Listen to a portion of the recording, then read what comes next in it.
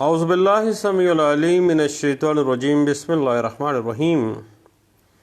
ہم بات کر رہے تھے آرٹیکل 23 کانسٹیٹیوشن آف پاکستان 1973 کی رائٹ ٹو پراپرٹی کی، اس کے بعد article 24 constitution of Pakistan 1973 protection to the right of property کی، کہ پاکستان کا ہر شہری پراپرٹی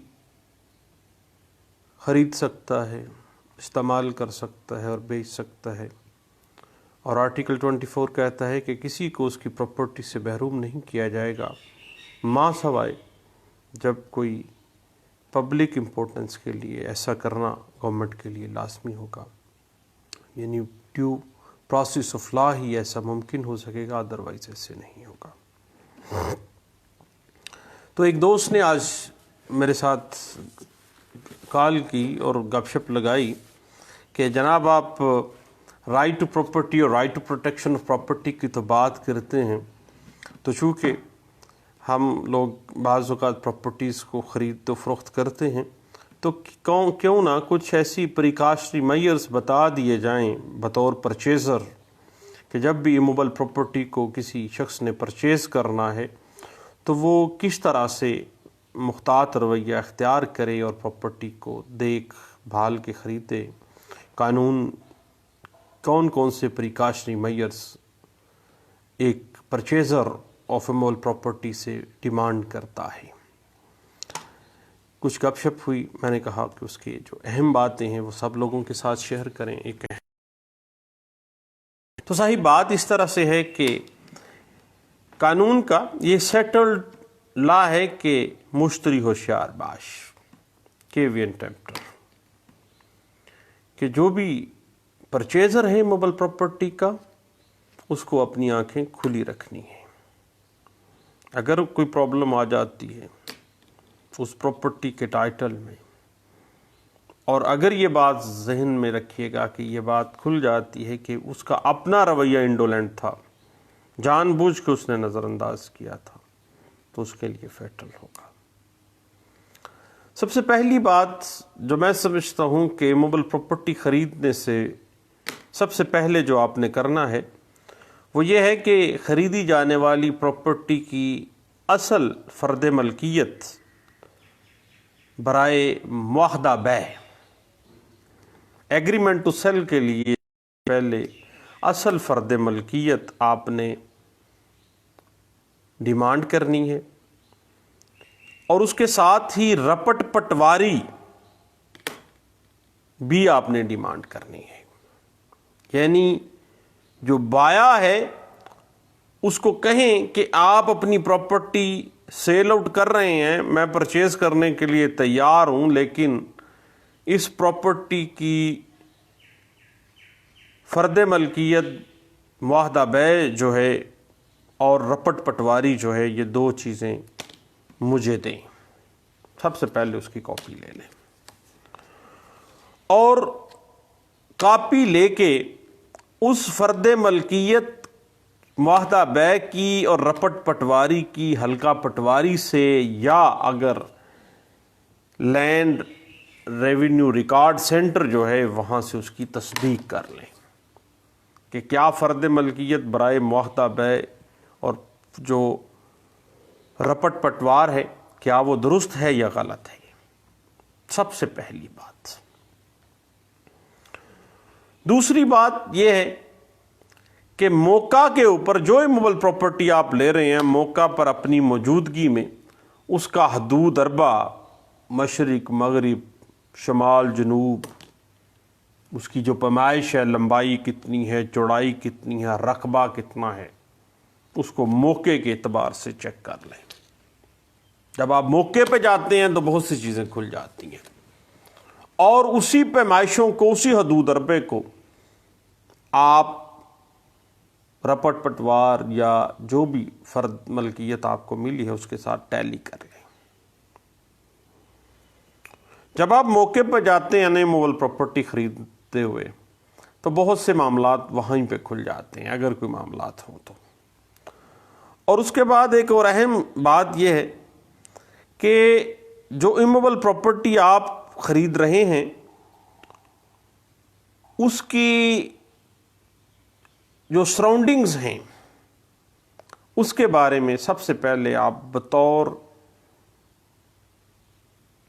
بایا، بطور مشتری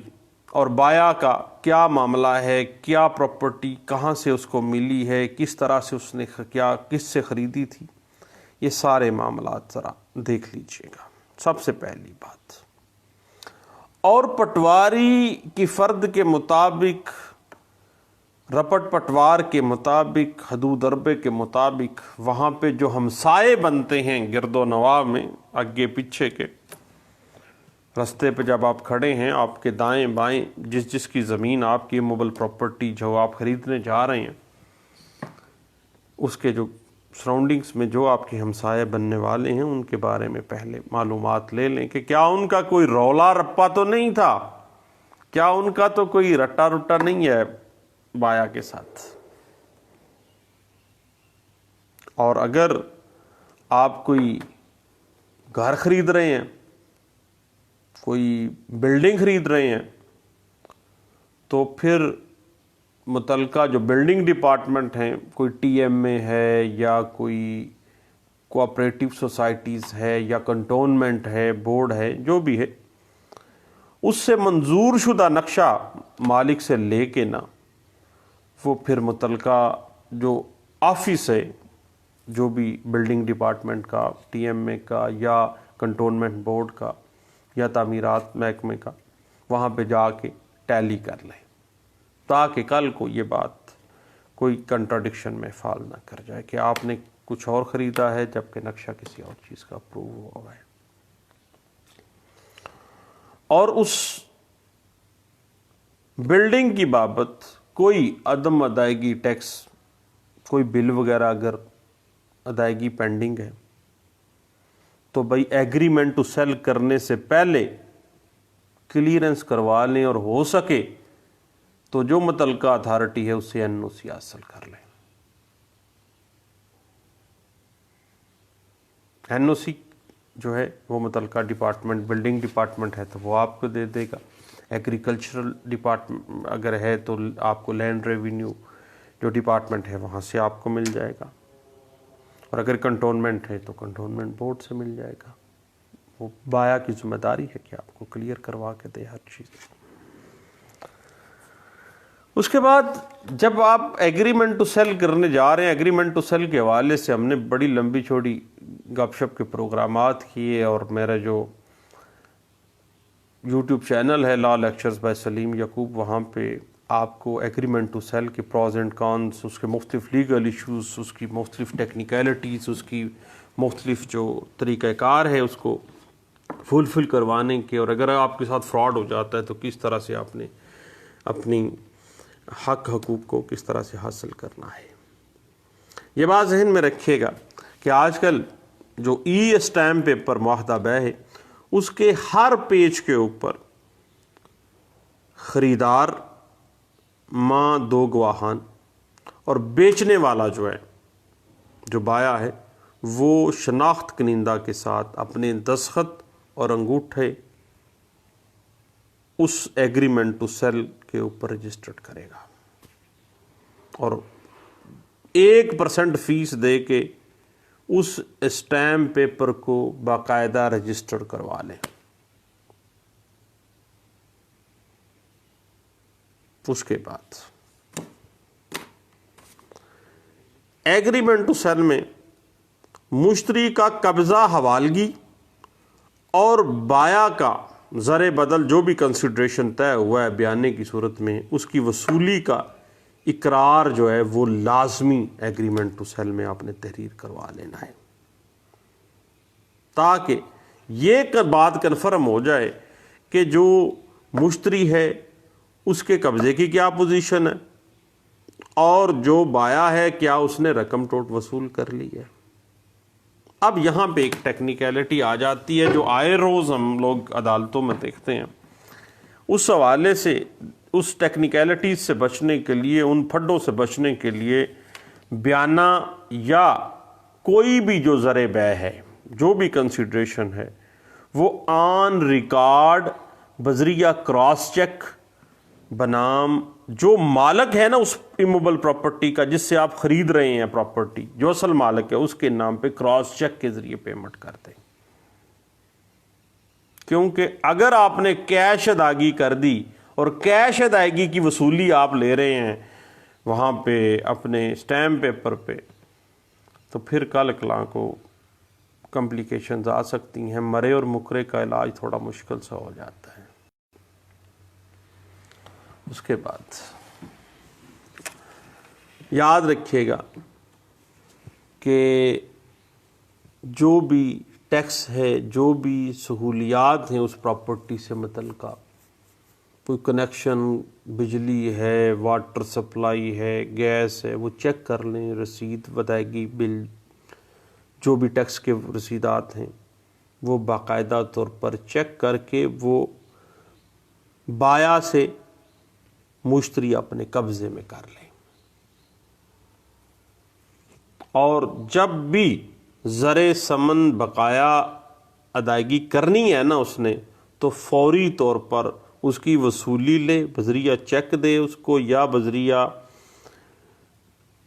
یا تو کراس چیک دے دے، یا پھر بذریعہ ڈیمانڈ ڈرافٹ دے دے، یا پے آرڈر دے دے، اور فوری طور پر اپنی رجسٹری انتقال جو ہے وہ درج کروا لیں. اور اگر کوئی ایسی وجہ بن جاتی ہے، فرض کر لیں مثلا وہاں کلرکوں کی ہڑتال ہو گئی ہے یا کوئی پھڈا ہو گیا ہے وہاں پہ، اگر کسی وجہ سے فوری رجسٹری یا انتقال لینڈ ریونیوز میں نہیں کروا رہے ہیں نا، اور نہ ہی آپ نے ایگریمنٹ ٹو سیل رجسٹرار کے پاس جا کے رجسٹرڈ کروایا ہے، یا بعض اوقات جو سیلر ہے وہ کوئی خاتون ہے، اس کا خاوند کہیں گیا ہوا ہے، یا اس کے والد نے آنا ہے، کوئی بھی ایشو ہو سکتا ہے، یا کوئی شخص جو سیلر ہے وہ بیمار ہو گیا ہے یا ضعیف العمر ہے. ضعیف العمر کے بارے میں ذرا سوچ سمجھ کے چلیے گا، کیونکہ ضعیف العمر کے بارے میں قانون کہتا ہے کہ چونکہ وہ بندہ انفرمٹی میں فال کر دے جاتا ہے، ضعیف العمر ہے، وہ اپنے بارے میں، اپنی پراپرٹی کے بارے میں صحیح فیصلہ نہیں کر سکتا، انڈیو انفلوئنس کا آ سکتا ہے، چیٹنگ، مس ریپرزنٹیشن کا عنصر کل کلاں کو پھڈا ڈال سکتا ہے. بھائی کبھی بھی ضعیف العمر بندے سے پراپرٹی جب اگر لیں تو بھائی جو وارثان ہیں نا اس کے، ان کو ضرور بیچ میں رکھیے گا گواہان کے طور پہ، ادروائز کل کو پھڈا پڑ جانا ہے. اگر کسی وجہ سے رجسٹری انتقال نہیں نہ کروا رہے ہیں اور نہ ہی آپ نے ایگریمنٹ ٹو سیل جو ہے وہ رجسٹرار کے پاس رجسٹرڈ کروایا ہوا، 1% فیس وہاں سے بھی بچائی ہوئی ہے، تو پھر فوری طور پہ ایز اے پرچیزر دعویٰ دائر کر دیں اسپیسیفک پرفارمنس کا، اور عدالت کے اندر فوری اس بندے کو لے جا کے بیان کروا لیں تاکہ آپ کی پیمنٹ سیکیور ہو جائے، کل کلاں کو پیسے وصول کرنے جوگے ہو جائیں. جگہ تو پراپرٹی تو آپ کو ملے یا نہ ملے. تو یہ چند باتیں ہیں جو کہ رائٹ ٹو پراپرٹی اور پروٹیکشن آف پراپرٹی کی ڈسکشن کے دورانیے میں مشتری ہوشیار باش اور پراپرٹی کے جو لین دین کے معاملات ہیں ان کے حوالے سے ایک دوست کے ساتھ گپ شپ ہوئی. ایک اہم ایشو تھا، میں نے کہا سب دوستوں سے یہ ضرور شیئر کیا جانا چاہیے. لیں دوستو، دعاؤں میں یاد رکھیے گا. دوبارہ ملتے ہیں. اللہ حافظ.